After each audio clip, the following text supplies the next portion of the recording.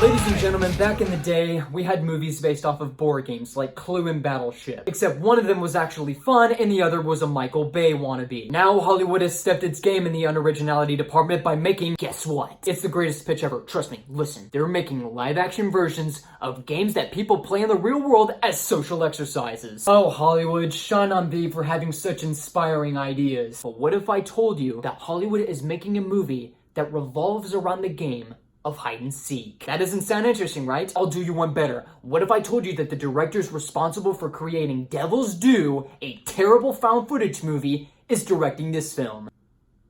Certainly sounds like something to look forward to, right? Now, if you're probably thinking to yourself that the film we are reviewing right now, which is Ready or Not, is just another generic horror movie thriller just for the sake of promoting the game, which is hide and seek, you would be completely wrong. Because this movie is quite the freaking surprise. Now, the movie does revolve around the concept of hide and seek, but what is it really about exactly? Well, in the movie Ready or Not, it features Margot Robbie lookalike herself, Samara Weaving. Seriously, if you have pictures of them side by side, it's scary. Who plays a character named Grace, who is getting married to her would-be husband, played by Mark O'Brien, who is related to this eccentric, rich, upper-class family known as the Les Damasses. However, things get a little bit different when she realizes that the family has a little bit of a tradition. And that tradition is, before you get initiated into the family, you would have to play a very simple game of hide and seek, where we count to 100 and you would have to find somewhere and we come and find you. However, things get outrageously sadistic when she realizes that the game of hide and seek is mostly involving the family trying to murder her. And now it is up to Grace to survive the night and fight for her life. One of the mere beneficial things you have to accommodate this film for respectively is simply because of the fact that this film, despite having a concept that is so wildly absurd, embraces its premise. Sure, the idea that a family who are considerably about to be your in-laws are subsequently trying to murder you during a game of hide and seek would be only something that the bane of horror movie productions, Blumhouse Studios, would sabotage and run into the grave like WWE's ratings. But the Radio Silence directing team is smart. They full-on commit to the idea of what they want this film to be without the script taking itself suicidally seriously. It also demonstrates the balancing act tremendously with the fact that it doesn't over-exaggerate itself to the point where it becomes a live-action cartoon of its own. And it's usually a problem for most horror thrillers, specifically the Purge movies, in which the underlying concept of this film is surrounded with idiocy and absurdity, while at the same time the film expects you to take it seriously, thinking it has a shred of artistic dignity. Now, of course, we cannot continue talking about this movie without bringing up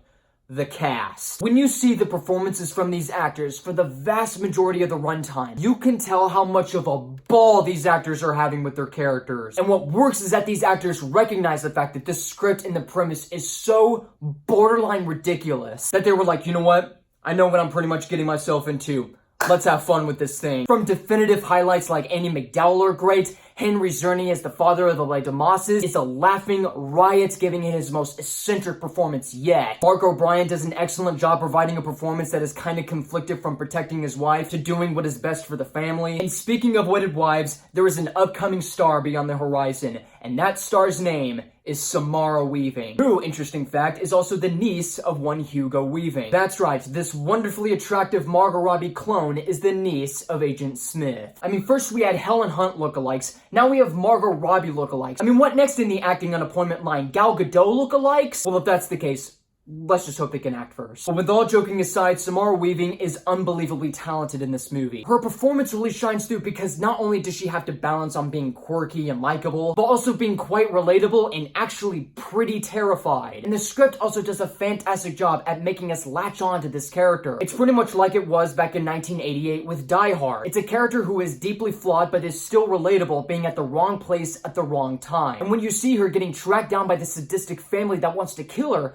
you don't want to see her go out like that. But whenever she chooses to stand up and fight back against this family, that's where it's like, okay, now I am totally behind her. Another standout highlight of the movie is Adam Brody. He plays a character named Daniel, who is basically the brother of the husband who is getting married to Grace, who is played by Samara Weaving. And he is so interesting to watch. And the reason why that is that his performance is both hysterical and sympathetic. In the film, it explains he has an alcoholic problem, and the reason why that is because ever since he was a kid, he's been doing this ritualistic exercise with his family that has been taking such a huge effect on his character and destroying his psyche that he has to stick to alcoholism to drive away the pain just so he can continue following orders for the family not to get himself killed as well. And like I said, how his performance is also pretty hilarious. This movie itself has a very grim and wicked sense of humor. I haven't had such a good time with a thriller in terms of comedy since Free Fire. The punchlines are effective, and it also works within the family because while the family are doing their absolute best on trying to murder the newly wedded bride, they have little to no idea what they're doing. There's this one scene where a character who is constantly screwing up manages to get a hold of a bigger weapon and accidentally kill someone. And the way that it is projected on screen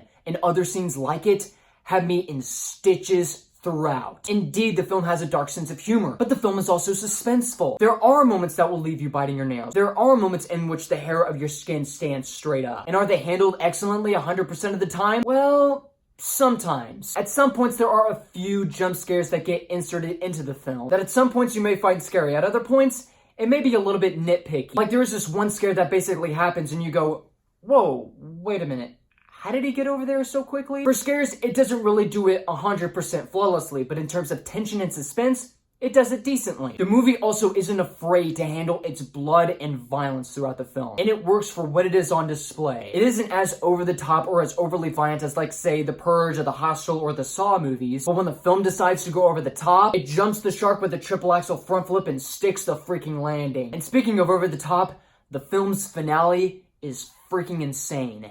And I loved it. It's about as bloody and out there in terms of its ending since Cabin in the Woods. At first it may seem a little odd, but as the film progresses, you're like, okay, I know what this movie's doing. If there are any final complaints that I have regarding Ready or Not, it would have to be some of the filmmaking techniques. And it's mostly with the use of the handheld camera. It gets a bit distracting and jarring at points. Not particularly in an action scene standpoint like Taken 3 on bath salts, but mostly when you follow a character that is running and the film is just shaking and janking all over the place. It's like just keep it steady just for a little bit. We don't really need this shaky cam. It's just a bit unnecessary. Also, in terms of the final act of the movie, there is a twist in the movie or somewhat of a character turn that happens. And it just feels entirely uneventful and out of left field. I can't exactly give it away for you all because of the fact that it does involve spoilers, but I have to say that while it was heavily foreshadowed in some way, the end result of the twist and the character change just felt unfulfilling. But despite my disappointing grievances, Ready or Not is the type of crowd-pleasing movie that you should not hide from,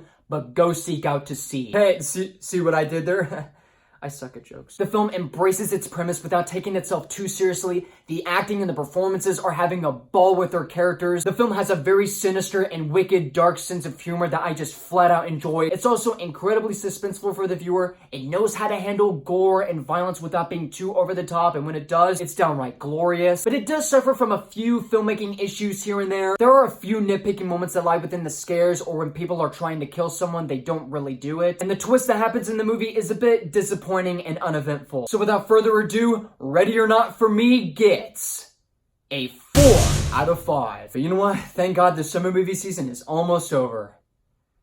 Oh, shit. Anyway, guys, that is my review of Ready or Not. Comment below, let me know what you thought about the movie. Follow me on Facebook, Twitter, Instagram, Snapchat. And also, if you would like to see more movie reviews like this, be sure to subscribe for more. My name is Nukem. Ready or Not, here I come.